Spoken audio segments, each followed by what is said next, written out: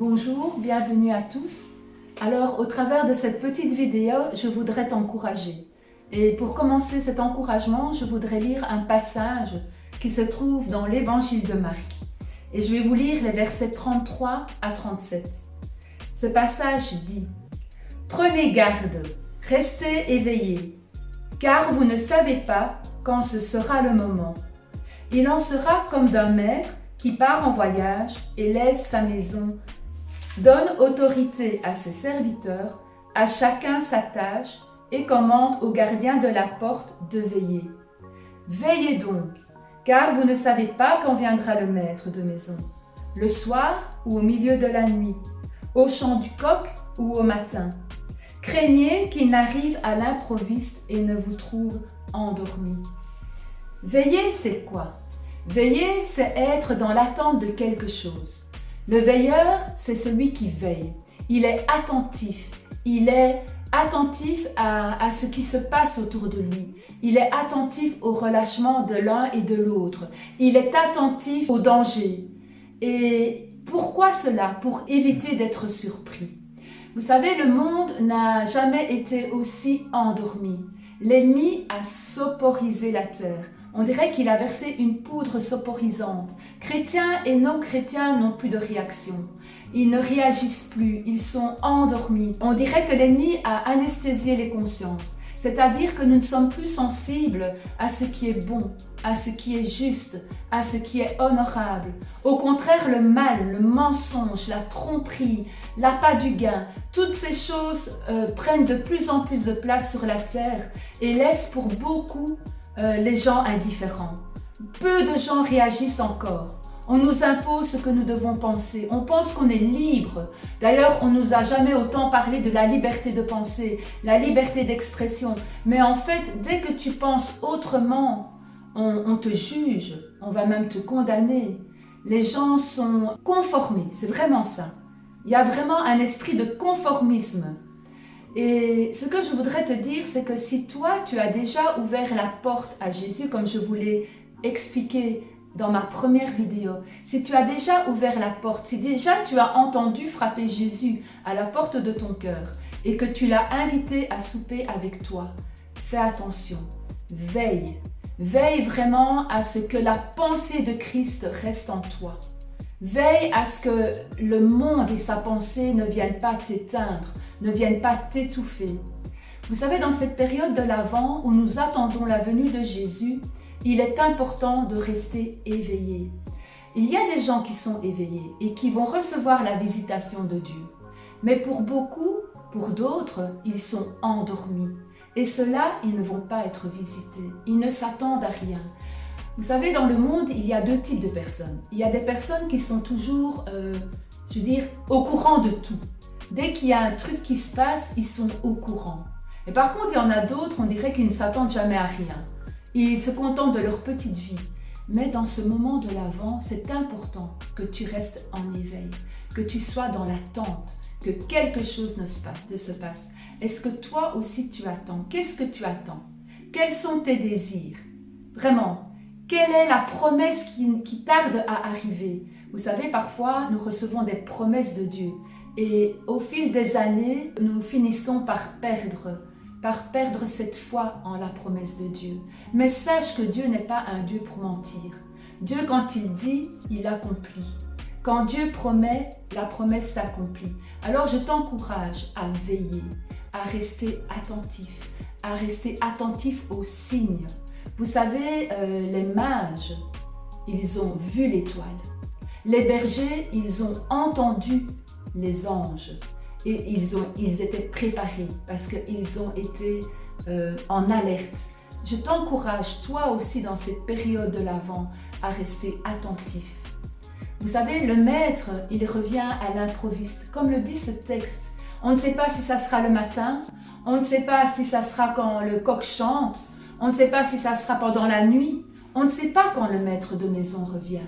Mais il nous demande d'être attentif. Parfois, on se prépare à un scénario. Vous voyez, on pense que Jésus va venir à tel moment. Voilà. Mais non, le maître de maison vient à l'improviste. quand tu t'y attends le moins. Et il agit dans ta vie à sa façon. Non pas de la manière dont toi tu voudrais. Parfois on attend, on prie pour une guérison et on voudrait que le lendemain on se lève et que tout aille bien. Ce n'est pas ça. Nous devons persévérer, nous devons garder foi et savoir que Dieu agit quand il en a décidé. Ce passage dit aussi que ce maître donne à chacun une tâche. Il donne à chacun un poste, un travail. Est-ce que tu es fidèle dans le travail que Dieu te donne? Ou est-ce que pendant ce moment de confinement, tu t'es laissé aller? Mais tu sais, le maître de maison revient. Et qu'est-ce qu'il va te dire? Est-ce que vraiment tu as progressé dans ton appel? Est-ce que tu as progressé dans ton ministère? Est-ce que vraiment tu es toujours en action?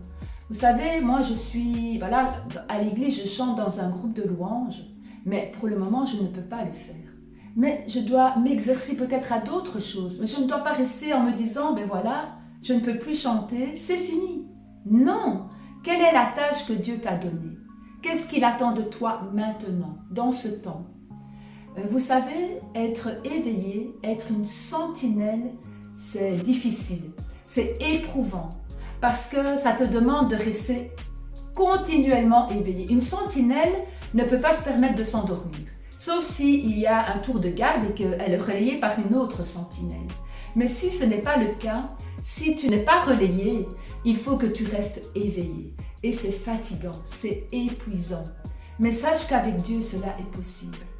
Demande à Dieu de t'aider à ne pas lâcher, à ne pas te fatiguer, à garder vraiment les forces pour continuer ta route avec le Seigneur. Vous savez, cela est très important. Et une sentinelle, il n'y a pas que sa vie qui dépend de sa garde, du fait qu'elle soit attentive. C'est aussi parfois la famille. Parfois, tu dois être une sentinelle pour ta maison. Tu dois être une sentinelle pour tes enfants. Alors ne t'endors pas. Reste éveillé. Tu ne sais pas quand le maître va revenir. Je voudrais aussi vous dire que tu dois t'attendre à Dieu pour ta situation. Vous savez, Dieu agit. Comme ce chant, il y a un chant qu'on chante encore bien à l'église et qui dit « Même si je ne le vois pas, même si je ne le sens pas, tu agis. Tu ne t'arrêtes jamais. » Et c'est ce que Dieu fait. Il ne s'arrête jamais d'agir. Il ne s'arrête jamais de faire une œuvre dans ta vie. Quand je préparais un petit peu cet encouragement, j'ai vraiment eu l'image du suricate. Je ne sais pas si vous connaissez ce petit mammifère. C'est un petit mammifère qui vit en colonie comme ça. Et ils sont toujours en éveil, toujours vifs. C'est-à-dire qu'au moindre bruit, il lève la tête et il crie pour alerter les autres. Ils sont attentifs à une ombre peut-être qui plane au-dessus d'eux. Peut-être que c'est une ombre d'un rapace. Ils sont attentifs au bruit, au sifflement. Peut-être est-ce un cobra. Ils sont tout le temps vigilants. Eh bien, c'est ce que Dieu veut aussi. Il veut que tu sois vigilant, que tu sois attentif. Ce n'est pas le moment, je te le dis, ce n'est pas le moment de lâcher. Ce n'est pas parce que tu ne peux plus aller à l'église que maintenant ta spiritualité est terminée, est éteinte. Est-ce que vraiment ta foi, tu ne peux la vivre que dans l'église? Non, continue. Voilà, pour résumer, je voudrais te dire, t'encourager à garder ta conscience éveillée. Garde ta conscience éveillée. Attends-toi à la venue de Jésus pour ta situation. Ne laisse pas ton travail de côté, continue à œuvrer. Ne laisse pas l'ennemi voler ce que tu as. Sois éveillé, car tu ne sais pas quand le maître viendra. Ce sera ce matin, au chant du coq, à la nuit, tu ne sais pas. Sois attentif, parce que le maître vient, et c'est une chose certaine. Voilà mon petit encouragement pour vous. J'espère qu'il va vous faire du bien et je vous dis à bientôt. Gros bisous à vous tous. Je vous aime. Bisous.